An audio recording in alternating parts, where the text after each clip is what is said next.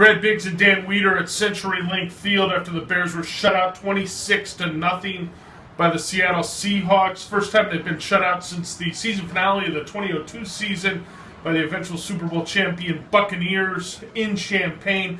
Been a long time since the Bears played home games in Champaign, Dan, and they were a bad football team today. I was just a boy back then when they were playing those games in Champaign. And yeah, obviously a 6-0 halftime deficit was something to feel a little bit encouraged by. They had produced a pretty good game plan trying to chew up clock, establish a running game with Matt Forte, but eventually you got to make plays in the passing game. And since Jay Cutler went down, this offense has been a mess. It's now been 20 possessions since their last touchdown, 12 drives in the last 2 weeks with Jimmy Clausen in their center where they haven't even gotten a first down. Today, 10 series, 10 punts. Those are bad statistics for a team trying to get their feet up.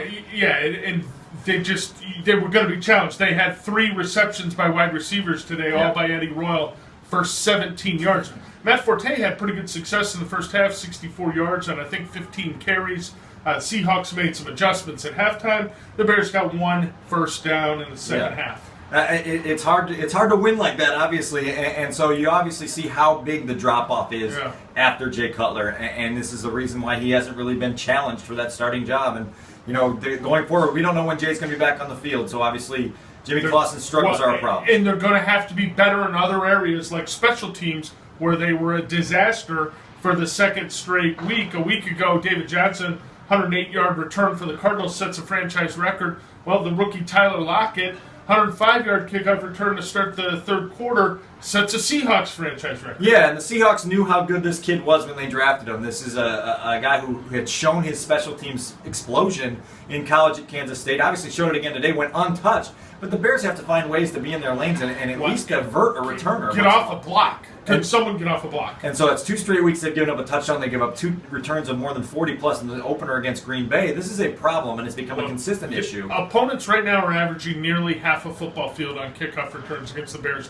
46.9 yards per kickoff return. They were completely fooled on a 64-yard punt return by Richard Sherman, a play that Dave Tobe devised in 2010, first implemented in 2011. So mighty bad stuff. If we're looking for the silver lining here, and we really gotta search. We gotta search here a little bit. They got the pass rush going. They had no sacks through the first 2 games.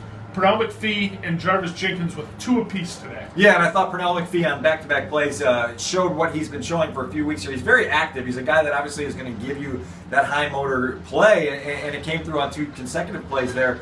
But 4 sacks isn't enough against the Seahawks offense. You've got to find game-changing plays. You've got to get a takeaway. And they can't get a takeaway. They can't get a takeaway. They can't get a stop when you need it.